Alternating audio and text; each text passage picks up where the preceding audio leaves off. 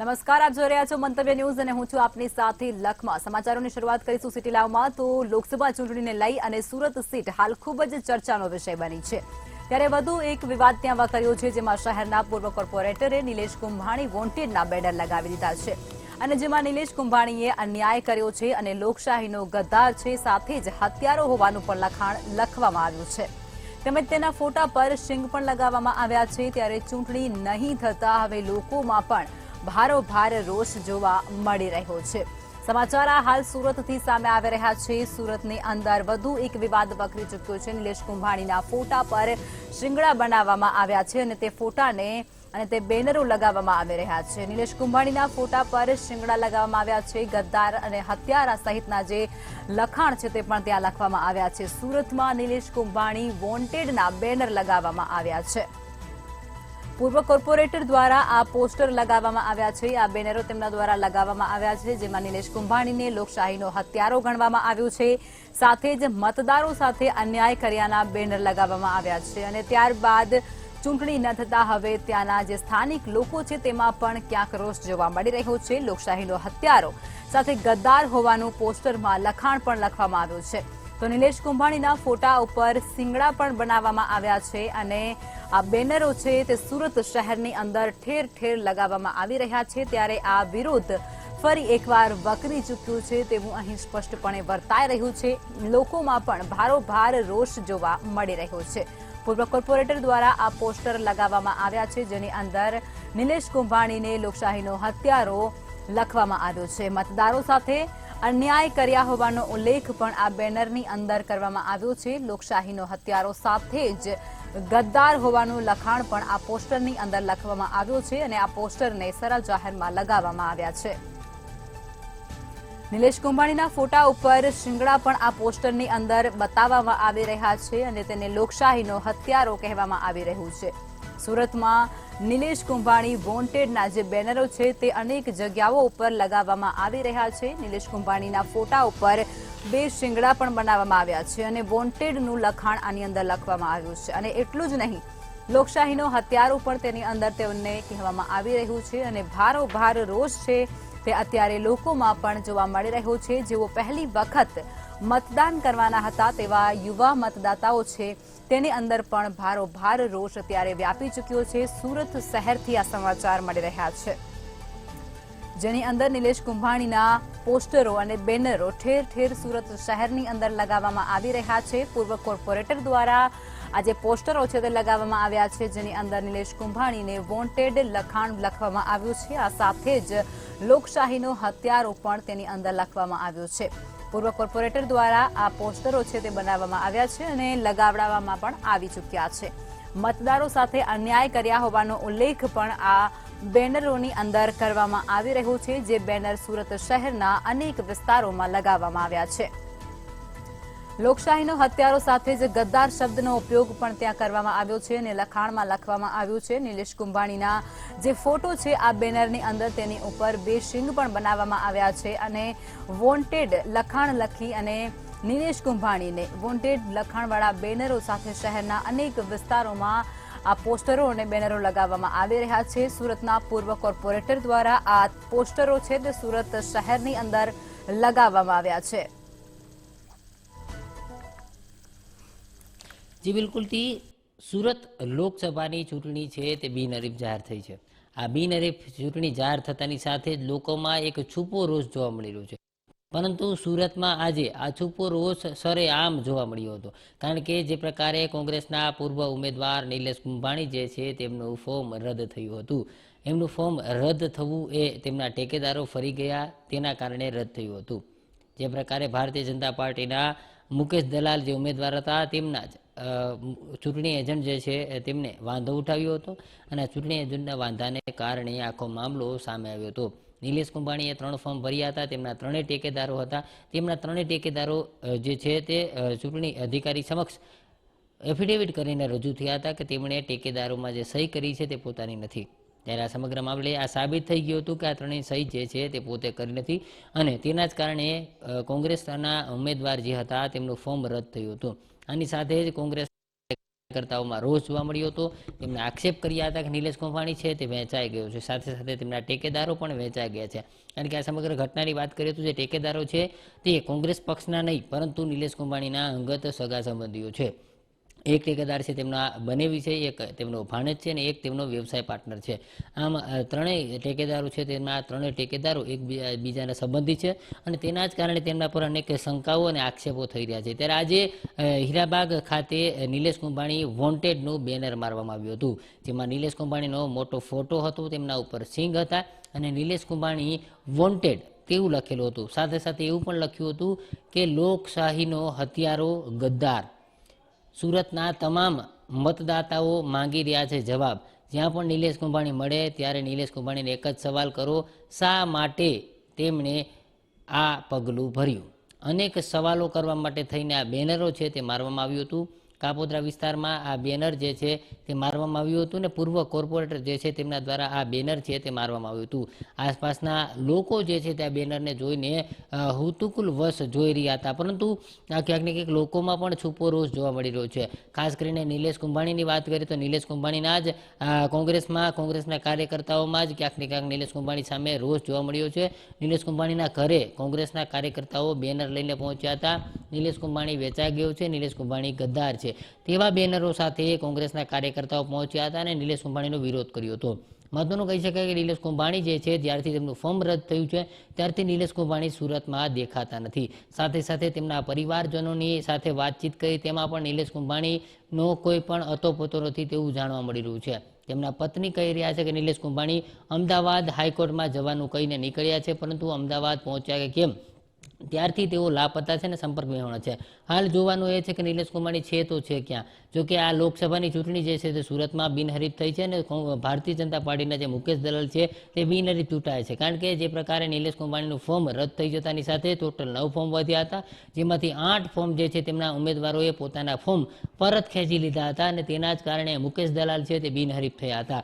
આમ મુકેશ દલાલ બિનહરીફ થતાની સાથે જ અનેક મતદારો છે તે મતદાન નહીં કરી શકતા રોષ જોવા મળી રહ્યો છે અને લોકો આ પ્રકારે નિલેશ કુંભાણી સામે રોષ ઠાલવી રહ્યા છે. તો પૂર્વ કોર્પોરેટર કહી શકાય આ પ્રકારે જે પ્રકારની પોસ્ટરબાજી છે તે પોસ્ટર માર્યું હતું અને સડા જાહેર આ પ્રકારનું જે પોસ્ટર છે તે પોસ્ટર મારવામાં આવ્યું હતું. આ મામલે જે પ્રકારે નિલેશ કુંભાણીની વાત કરવામાં તો નિલેશ કુંભાણીનો પણ હાલ કોઈ પણ અતોપતો નથી. એટલે સ્પષ્ટ કહી શકાય કે જે મામલે નિલેશ કુંભાણી જે છે અત્યારે ક્યાં છે તે કોઈને ખબર નથી અને તેના જ કારણે આ પ્રકારે બેનર મારી અને એક વિરોધ અને રોષ જે છે તે વ્યક્ત કરવામાં આવ્યો હતો. જી તો સુરતથી આ સમાચાર સામે આવી રહ્યા છે, જેની અંદર નિલેશ કુંભાણીના પોસ્ટરો લગાવવામાં આવ્યા છે, બેનરો લગ્યા છે.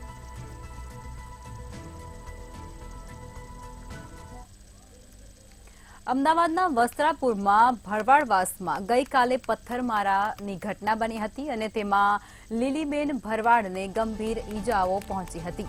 આથી તેમને સોલા સિવિલ હોસ્પિટલમાં સારવાર અર્થે ખસેડવામાં આવ્યા હતા, જ્યાં તેમનું સારવાર દરમિયાન મોત નીપજ્યું હતું, જેથી પરિવારજનોએ રોષે ભરાયા છે અને ત્યારે મોટી સંખ્યામાં લીલીબેનના પરિવારજનો આજે હોસ્પિટલે એકત્ર થયા હતા અને તેમની માંગ એ છે કે આરોપીની ધરપકડ થાય અને પછી તેઓ મૃતદેહને સ્વીકારીશું.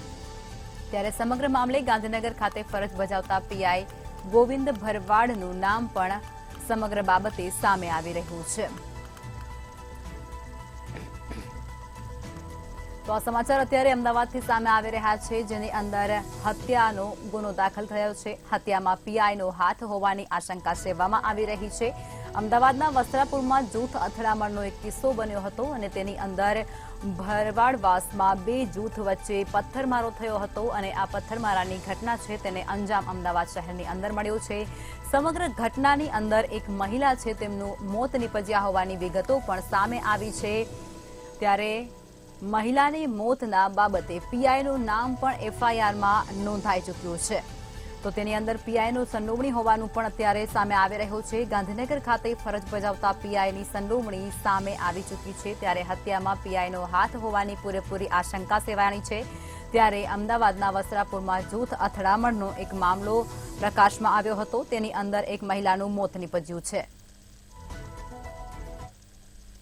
જી બિલકુલથી જો વાત કરવામાં આવે તો ગઈકાલે મોડી રાતે વસ્ત્રાપુર ગામમાં આવેલા ભરવાડવાસમાં એક જ કોમના બે લોકો દ્વારા જે પથ્થરમારાની ઘટના છે તે પથ્થરમારાની ઘટના છે તે બની હતી. જો વાત કરવામાં આવે તો મંદિરના પાટોત્સવ દરમિયાન જે પથ્થરમારો છે તે પથ્થરમારાની ઘટના છે તે બની હતી. કંકોત્રીમાં નામ લખવાના બાબતે સમગ્ર મામલો છે તે સામે આવ્યો હતો. ત્યારબાદ એક જ કોમના બે લોકો છે તે એક જ કોમના બે લોકો દ્વારા જે એકબીજા ઉપર પથ્થરમારો છે તે પથ્થરમારાની ઘટના બની હતી, જેમાં 10 થી પણ વધારે છે તે લોકો ઘાયલ થયા હતા. સમગ્ર બનાવના પગલે અમદાવાદ પોલીસના ઉચ્ચ અધિકારીઓ એટલે કે ડીસીપી, એસીપી અને પોલીસ ઇન્સ્પેક્ટર છે તે ઘટના સ્થળ પર પહોંચી ગયા હતા અને ત્યારબાદ સમગ્ર મામલો ઠાળે પાડી દેવામાં આવ્યો હતો. જો વાત કરવામાં આવે તો જે પ્રમાણે પથ્થરમારામાં એક મહિલાનું મોત છે તે મોત નીપજ્યું હતું. ત્યારબાદ તેના પરિવારજનો દ્વારા જે મહિલાની જે લાશ છે તે લાશ સ્વીકારવા માટે ઇનકાર કર્યો હતો.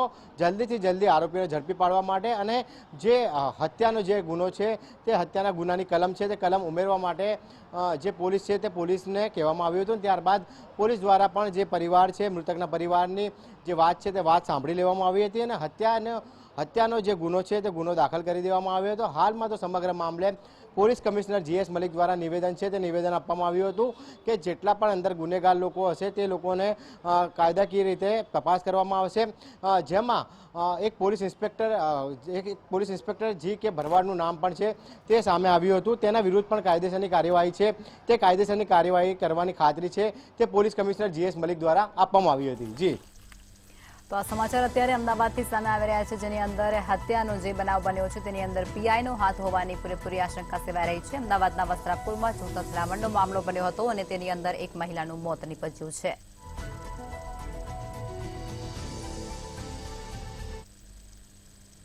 રાજકોટની સૌરાષ્ટ્ર યુનિવર્સિટીના BCA સેમેસ્ટર 4ના 3 પેપર લીક થવા મામલે ફરી એબીવીપીએ સૌરાષ્ટ્ર યુનિવર્સિટી ખાતે ઉગ્ર વિરોધ નોંધાવ્યો હતો. એબીવીપીના કાર્યકરોએ કુલપતિના ચેમ્બરની બહાર વિરોધ પ્રદર્શન કર્યું હતું.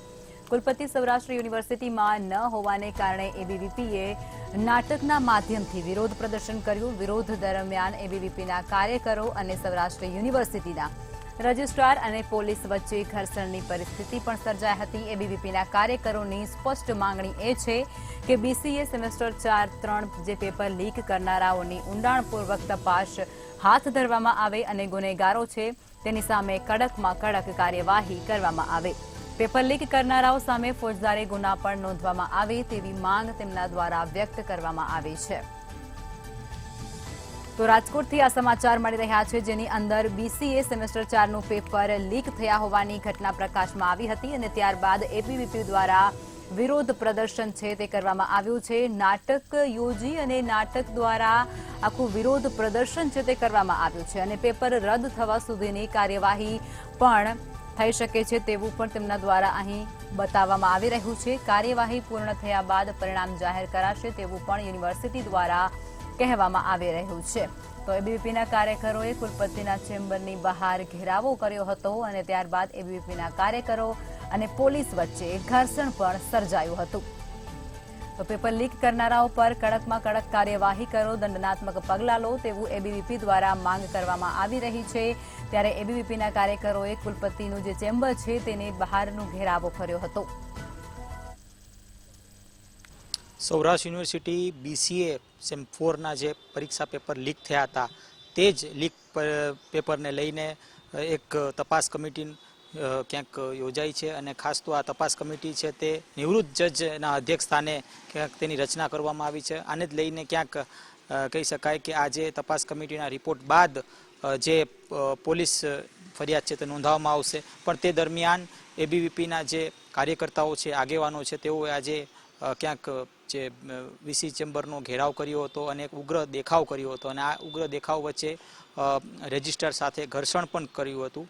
ચોક્કસથી આ ઘર્ષણને લઈને પોલીસ પણ ત્યાં પહોંચી હતી અને મામલો જે થાળ પાડવાની કોશિશ કરી હતી, પણ એબીવીપીના જે કાર્યકર્તાઓ છે તેમના તરફથી એક ઉગ્ર રજૂઆત કરવામાં આવી હતી કે વહેલી તકે તપાસ થાય અને કડકમાં કડક કાર્યવાહી થાય. જે કોઈ કોલેજ છે જે આમાં સંડોવાયેલ છે તેને ઉપર સખતમાં સખત કાર્યવાહી કરવામાં આવે અને આ સાથે આ કોલેજ નું જે કહી શકાય કે જે રદ પણ કરવામાં આવે.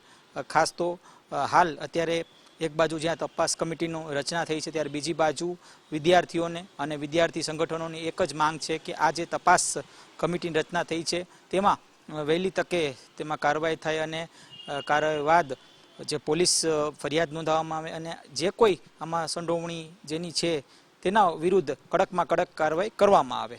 જી. તો રાજકોટની અંદર જે પેપર લીકનો કૌભાંડ થયો હતો તે મામલે હવે એબીવીપી મેદાને ઉતરી ચૂક્યું છે. સૌરાષ્ટ્ર યુનિવર્સિટીમાં BCA સેમેસ્ટર 4નું પેપર લીક થયું હતું અને તે મામલે એબીવીપી દ્વારા વિરોધ પ્રદર્શન કરવામાં આવી રહ્યું છે. એબીવીપીના કાર્યકરો અને પોલીસ વચ્ચે આ વિરોધ પ્રદર્શન વખતે ઘર્ષણ પણ સર્જાયું હતું.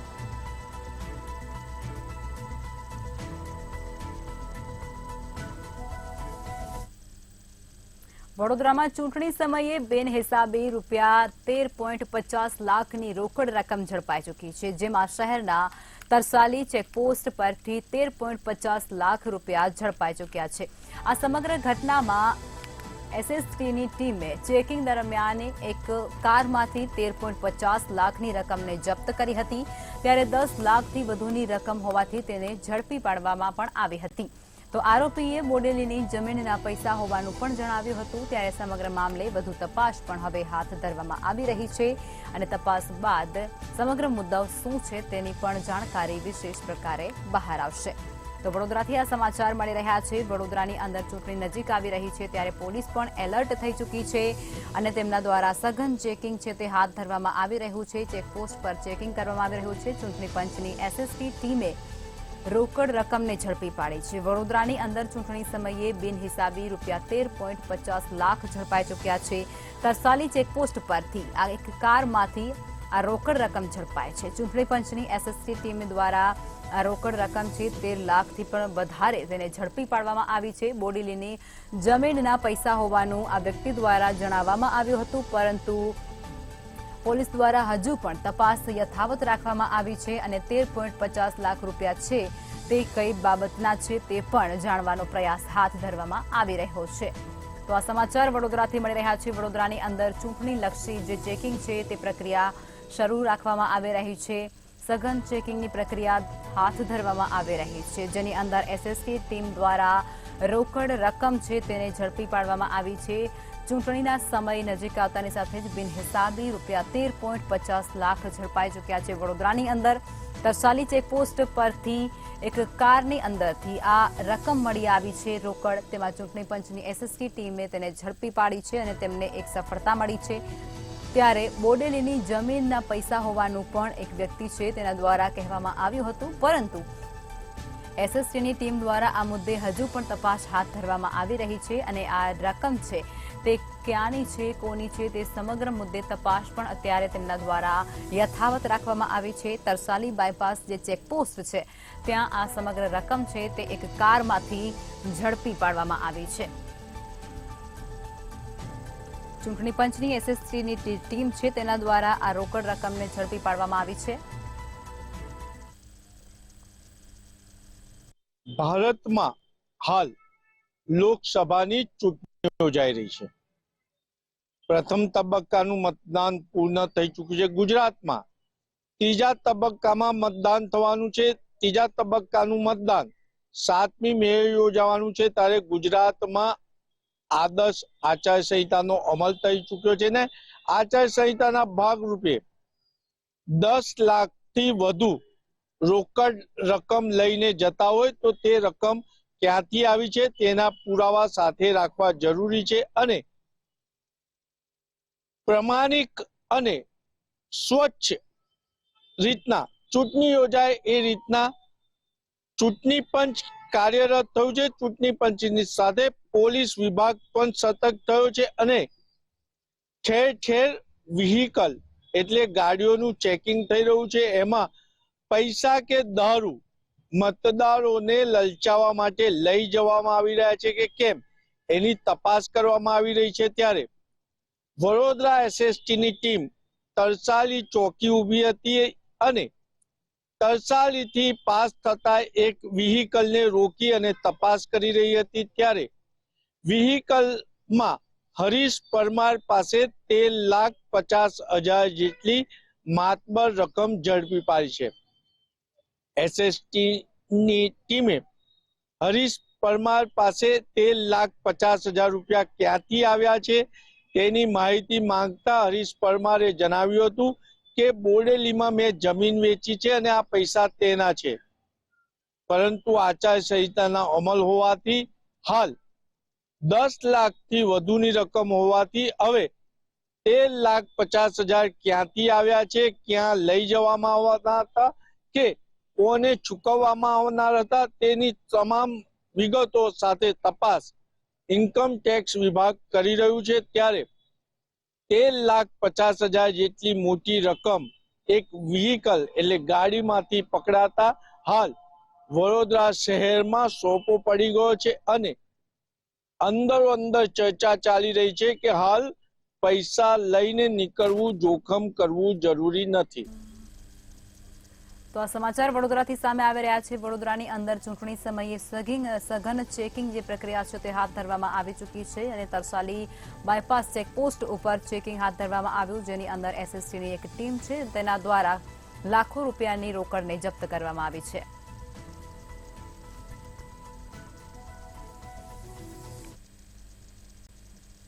ભાવનગર શહેરમાં પીવાના પાણીની અનેક સમસ્યાઓ સામે આવી રહી છે અને અનેક વિસ્તારોમાં પાણી નથી મળતું તો પાણી આવે છે પરંતુ ગટરનું પાણી તેમાં મિશ્ર થતું હોય તેવી ફરિયાદો પણ સામે આવી છે।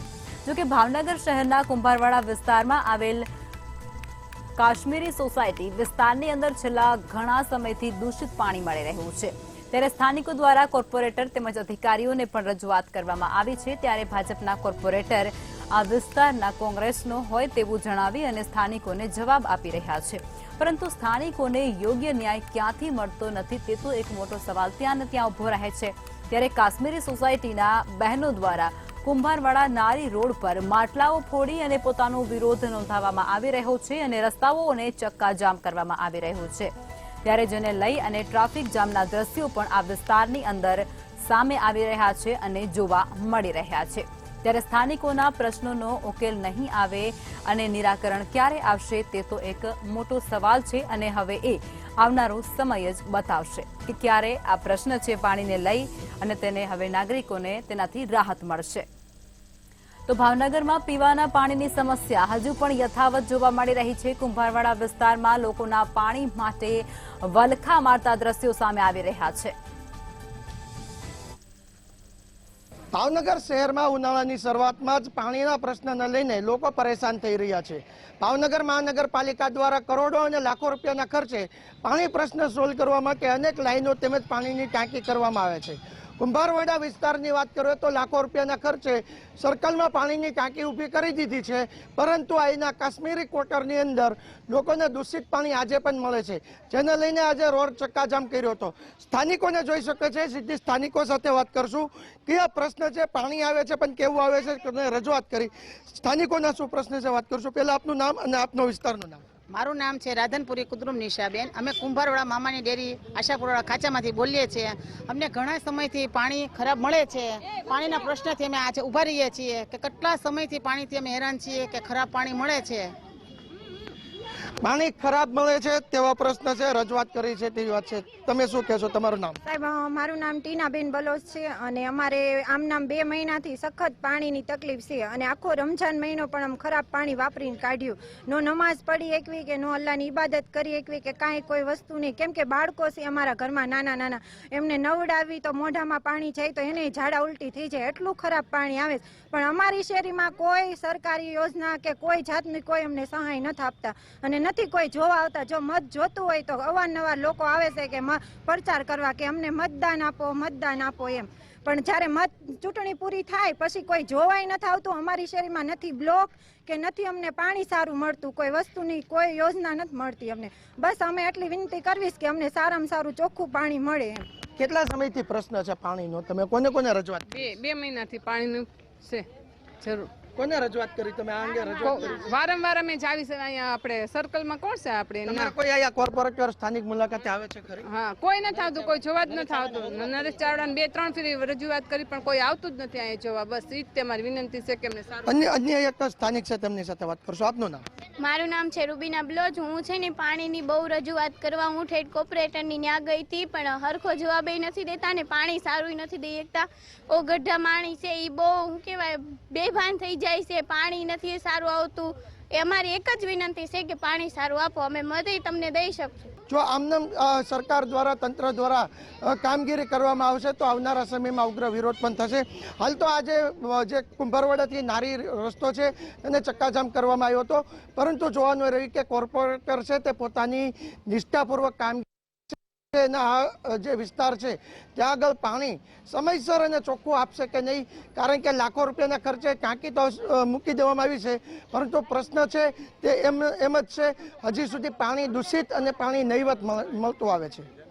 હિરેન ચૌહાણ, મંતવ્ય ન્યૂઝ, ભાવનગર.